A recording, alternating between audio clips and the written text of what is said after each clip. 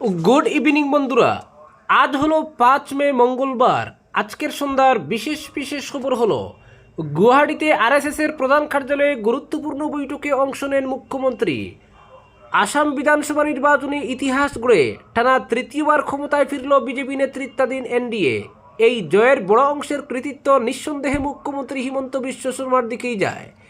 তার উন্নয়নমূলক কাজ, জনমুখী প্রকল্প এবং সাধারণ মানুষের সঙ্গে নিবিড় সংযোগ বিরোধীদের কার্যত কোণঠাসা করে দেয়।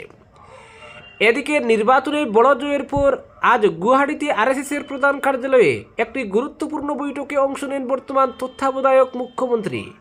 বৈঠক শেষে বেরিয়ে এসে উপস্থিত মানুষের সঙ্গে সাক্ষাৎ করেন তিনি, শুভেচ্ছা বিনিময় করেন এবং তাদের সঙ্গে সেলফিও তুলেন।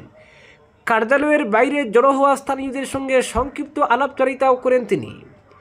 সমর্থকদের উদ্দেশ্যে হাত নেড়ে অভিনন্দন জানান এবং ছবি তোলার জন্য পুজ দেওয়ার পর সেখান থেকে বিদায় নেন। উল্লেখ্য, সদ্য সমাপ্ত আসাম বিধানসভা নির্বাচনে ভারতীয় জনতা পার্টি মোট 126টি আসনের মধ্যে 82টি আসন জিতে নিরঙ্কুশ জয় নিশ্চিত করেছে। সোমবার ঘোষিত ফলাফলে বিজেপি নেতৃত্বাধীন এনডিএ স্পষ্ট সংখ্যাগরিষ্ঠতা অর্জন করে দৃষ্টান্তমূলক জয় পায়। পাশাপাশি উত্তর পূর্বের এই রাজ্যে বিজেপি এককভাবে সংখ্যাগরিষ্ঠতা লাভ করেছে। 126 সদস্যের বিধানসভায় সরকার গঠনের জন্য প্রয়োজনীয় ম্যাজিক সংখ্যা 64। অন্যদিকে বিজেপির মিত্রদল বিপিএফ এবং অসম গণ পরিষদ প্রত্যেকেই 10টি করে আসন পেয়েছে। প্রধান বিরোধী দল কংগ্রেস মাত্র 19টি আসনে জয়লাভ করতে সক্ষম হয়েছে। এছাড়া তৃণমূল কংগ্রেস 1টি, রাইজো দল 2টি এবং এআইইউডিএফ 2টি আসন পেয়েছে। উল্লেখযোগ্যভাবে এই প্রথমবার হিমন্ত বিশ্ব শর্মাকে মুখ্যমন্ত্রী মুখ করে নির্বাচনে লড়েছিল বিজেপি এবং এই নির্বাচনে দলটি রাজ্যে তাদের সর্বোচ্চ আসন সংখ্যা অর্জন করেছে। 2021 সালের নির্বাচনে বিজেপি 7টি এবং কংগ্রেস 26টি আসন পেয়েছিল। এবারের জয়ের মাধ্যমে আসামে বিজেপি নেতৃত্বাধীন এনডিএ টানা তৃতীয়বার ক্ষমতায় এলো। এদিকে দলের এই সাফল্যের জন্য প্রধানমন্ত্রী মোদী তাদের অভিনন্দন জানান। এক্সে তিনি লেখেন, আসাম আবারও বিজেপি এনডিএকে আশীর্বাদ করেছে। এই জয় প্রমাণ করে আমাদের জোট উন্নয়নের উপর জোর দিয়েছে এবং জনজীবনে ইতিবাচক পরিবর্তন আনতে সক্ষম হয়েছে। এই বিপুল জনসমর্থনের জন্য আসামের ভাই বোনদের ধন্যবাদ। রাজ্যের সর্বাঙ্গীন উন্নয়নের জন্য আমরা কাজ করে যাব। তিনি আরও বলেন, আসামের মানুষের জন্য নিরলস পরিশ্রম করা বিজেপি এনডিএর প্রতিটি কর্মী প্রশংসার দাবিদার। গত এক দশকে আমাদের দল ও জোট যেভাবে উন্নতি করেছে তা সত্যি উল্লেখযোগ্য। এই প্রচেষ্টাই প্রমাণ করে আমাদের ইতিবাচক এজেন্ডা সাধারণ মানুষের কাছে গ্রহণযোগ্যতা পেয়েছে। অপরদিকে পাথারকান্দি বিধানসভা কেন্দ্রে আবারও ইতিহাসের পুনরাবৃত্তি। টানা তৃতীয়বারের মতো বিপুল জনসমর্থনে বিধায়ক নির্বাচিত হলেন কৃষ্ণেন্দু পাল। এই জয়ের মাধ্যমে তিনি এক নতুন রেকর্ড গড়ে পুনরায় রাজ্যের আইনসভার সদস্য হিসেবে দায়িত্ব গ্রহণের সুযোগ পেলেন। সোমবার ভোট গণনার ফল প্রকাশের পর থেকেই পাথারকান্দি সহ শ্রীভূমি জেলা জুড়ে শুরু হয় উৎসবের আবহ। দলীয় কার্যালয় থেকে শুরু করে গ্রামগঞ্জ সবখানেই আনন্দ উচ্ছ্বাসে মেতে ওঠেন সমর্থকরা। ডাকডোল, আবির আর স্লোগানে মুখরিত হয়ে ওঠে এলাকা। আবার আমাদের প্রিয় নেতা বিকেলে বিজয়ের শংসাপত্র হাতে নিয়ে নিজের কানিশাইল স্থিত বাসভবনে পৌঁছালে সেখানে ভিড় জমায় অসংখ্য কর্মী সমর্থক ও শুভানুধ্যায়ী। ফুলের মালা ও শুভেচ্ছায় ভরে ওঠে চারপাশ। তবে এই জয়ের সবচেয়ে আবেগঘন মুহূর্ত ধরা পড়ে ঘরের ভিতরে। প্রবীণ মা স্নেহভাবে পুত্রের মাথায় হাত রেখে আশীর্বাদ করছেন। জনসেবার পথে দৃঢ় থাকার এই আশীর্বাদ যেন সব কিছুতে ছাপিয়ে যায়। পরিবারের অন্যান্য সদস্যরাও সহধর্মিনী ভাই বোন নবনির্বাচিত বিধায়ককে শুভেচ্ছা জানান। সেই পারিবারিক আনন্দ ছড়িয়ে পড়ে গোটা অঞ্চলের মানুষের মধ্যেও। রাজনৈতিক বিশ্লেষকদের মতে টানা তৃতীয়বারের এই জয় কৃষ্ণেন্দু পালের প্রতি মানুষের অটুট আস্থা ও বিশ্বাসেরই প্রতিফলন। উন্নয়নমূলক কাজ, জনসংযোগ এবং সাধারণ মানুষের সঙ্গে নিবিড় সম্পর্কই তার সাফল্যের মূল চাবিকাঠি। গ্রাম থেকে শহর, পথঘাট, শিক্ষা, স্বাস্থ্য ও সামাজিক উন্নয়নের ক্ষেত্রে তার উদ্যোগ ইতিমধ্যেই ইতিবাচক প্রভাব ফেলেছে।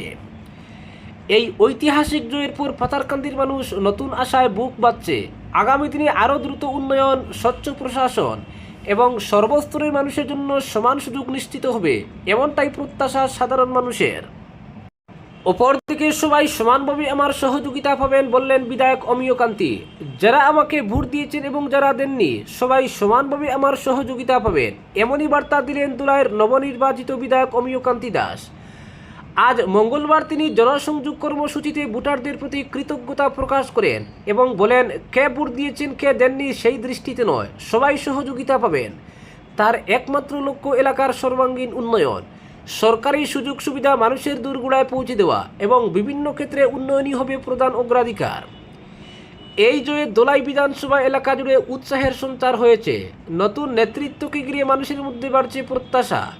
এখন দেখার বিষয় উন্নয়নের এই প্রতিশ্রুতি কতটা বাস্তবে রূপ পায়। উল্লেখ্য, বিধানসভা নির্বাচনের গণনায় দোলাই কেন্দ্রের রেকর্ড জয় পেল বিজেপি। দলের প্রার্থী অমিয়কান্তি দাস কংগ্রেসের নিকটতম প্রতিদ্বন্দ্বী ধ্রুবজ্যোতি পুরকাস্তকে 44,462 ভোটের বিশাল ব্যবধানে পরাজিত করে বিপুল সমর্থন অর্জন করেছেন। ফলাফল ঘোষণার পরই নবনির্বাচিত বিধায়ক ভুবন পাহাড়ের পাদদেশে গিয়ে ভুবন বাবার আশীর্বাদ নেন। এরপর গভীর রাত পর্যন্ত দোলাইয়ের বিভিন্ন প্রত্যন্ত এলাকায় ঘুরে সাধারণ মানুষের সঙ্গে সরাসরি সংযোগ স্থাপন করেন তিনি।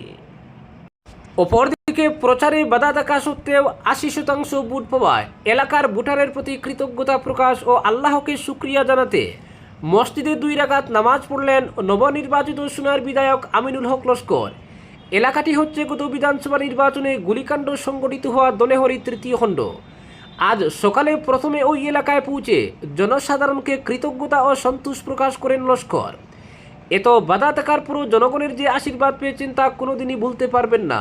এলাকার উন্নয়নেই মানুষের ভালোবাসার প্রতিদান দিতে প্রস্তুত রয়েছেন বলে জানান।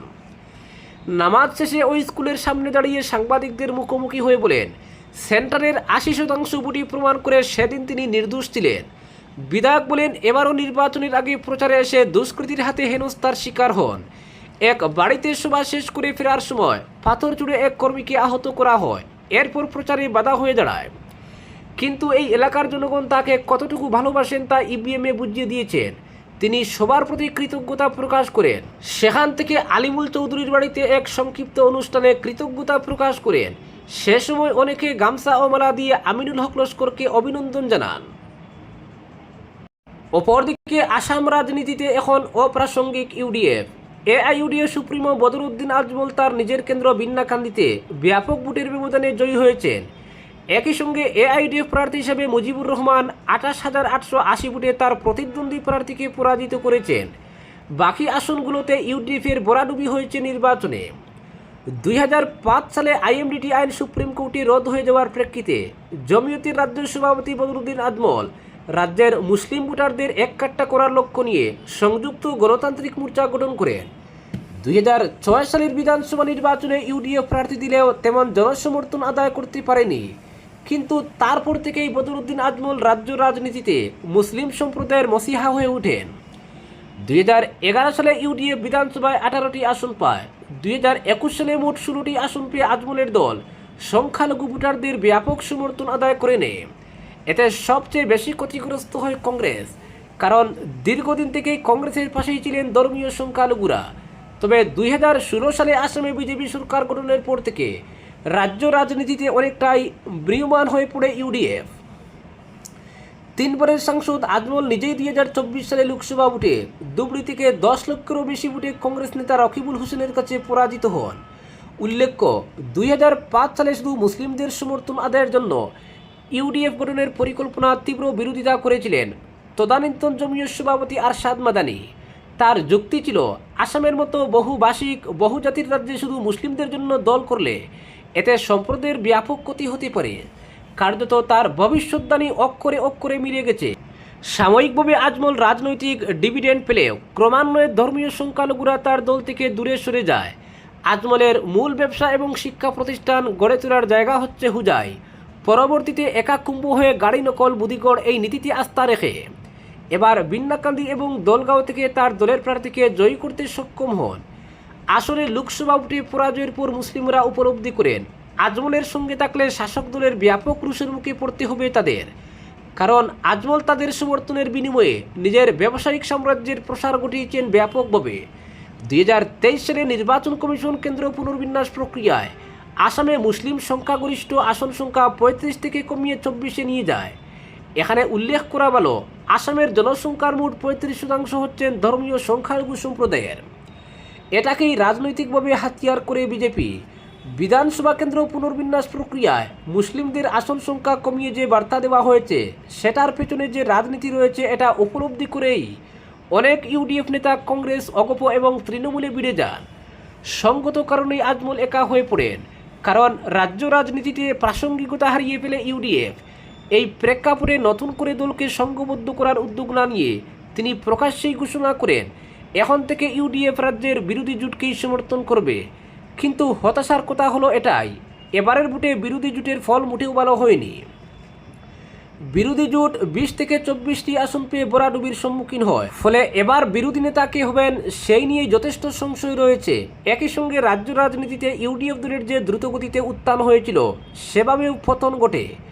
আজকের বিশেষ সংবাদ এখানেই সমাপ্ত।